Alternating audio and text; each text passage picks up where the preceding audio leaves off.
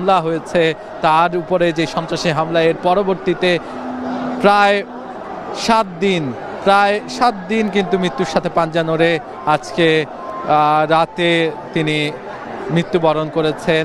এই যে সন্ত্রাসী হামলা, আগ্রাসন, ভারতীয় আগ্রাসনের বিরুদ্ধে অবস্থান নেওয়ায় আবরার ফাহাদ, এর পরবর্তীতে এবার তারই বলিদান হলো, আবারও বলিদান হলো শহীদ শরীফ ওসমান হাদি।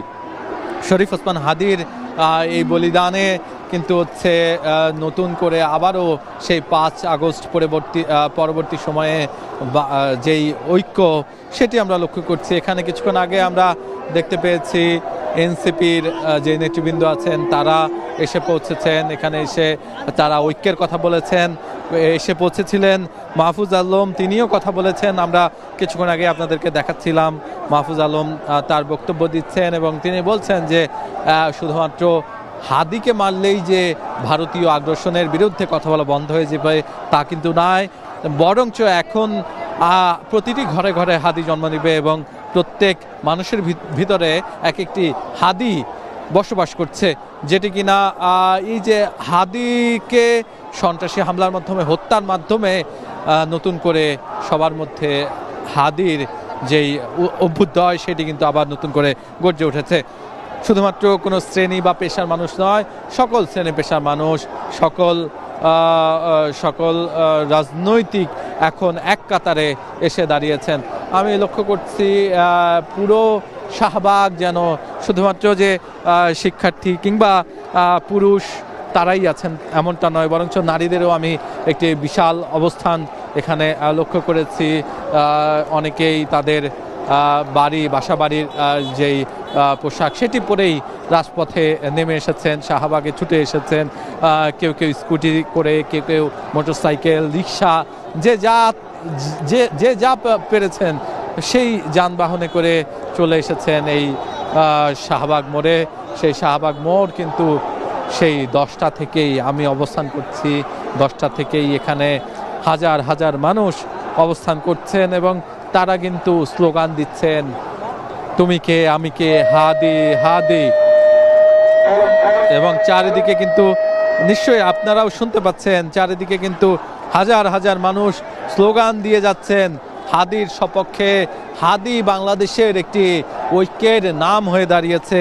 হাদি কোনো রাজনৈতিক ব্যক্তিত্ব নয়, বরঞ্চ তিনি রাজনীতি সহজ করতে চেয়েছিলেন। তিনি ঢাকা 8 আসনে স্বতন্ত্র প্রার্থী হিসেবে নির্বাচন করতে চেয়েছিলেন, কিন্তু আজকের দিনে এসে আমরা বলতে পারছি যে তিনি আর কোনোদিন ফিরে আসবেন না।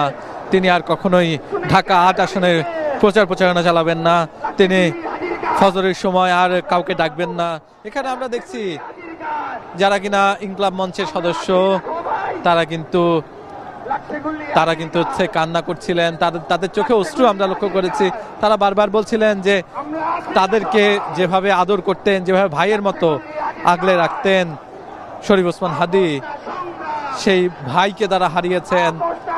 আর কেউ ডাকবে না সকাল সকাল ফজরের সময় নামাজ পড়েই নির্বাচনী প্রচারণায় আসতে, কেউ আর ডাকবে না এই ইনকলাব মঞ্চের নানা ধরনের অনুষ্ঠান, সেই অনুষ্ঠানে আয়োজন করতে, কিংবা যেই বাংলা মোটরে অফিস নিয়েছিলেন হাদি, সেই শরীফ ওসমান হাদির সেই অফিসে হয়তোবা এখন আর শরীফ ওসমান হাদির সাথে বসে একসাথে আড্ডা দেওয়া, গল্প করা কোনো কিছু হবে না। সেটি বলতে বলতেই কিন্তু কেঁদে দিয়েছিলেন, কান্নায় ভেঙে পড়েছিলেন, অশ্রুসিক্ত হয়েছেন তার সহযোদ্ধারা, তার সহকর্মীরা। এখানে কিন্তু স্লোগানে সেই কথাই বলছেন তারা। আমরা শরীফ ওসমান হাদির সহজ সরল আচরণ, সহজ সরল কথায় কিন্তু শিশু থেকে বৃদ্ধ সবাইকেই দেখেছি তারা কিন্তু তার সাথে সহজে মিশে যেতেন। এবং আমরা লক্ষ্য করেছি যেখানে রাজনীতি হয়, উল্টো টাকা নেয়, যেখানে চাঁদাবাজি হয়, সেখানে তিনি দেখিয়েছেন কিভাবে সাধারণ মানুষ তাকে জোর করে এসে টাকা দিয়ে যাচ্ছে, চা দোকানে এসে টাকা দিয়ে যাচ্ছে। এবং আমরা এরকম অনেক ভিডিও সোশ্যাল মিডিয়ায় দেখেছি যেখানে শরীফ ওসমান হাদির পকেটে এসে টাকা গুঁজে দিয়ে যাচ্ছেন একজন চা দোকানি। তিনি চা খেয়েছেন, চায়ের বিল নিচ্ছেন না, কারণ তাকে সেই চা দোকানি পছন্দ করেন কিংবা তাকে ভালোবাসেন। তিনি বারবার দেওয়ার চেষ্টা করেও কিন্তু ব্যর্থ হয়েছেন। এমন সোশ্যাল মিডিয়ায় এমন ভিডিও কিন্তু দেখে অনেকেই অশ্রুসিক্ত হয়েছেন। তার বেশ কিছু ভিডিও সোশ্যাল মিডিয়ায় ভাইরাল হয়েছে, তার মধ্যে অন্যতম হচ্ছে তিনি বলছিলেন যে আমার রক্তের বিনিময়ে যদি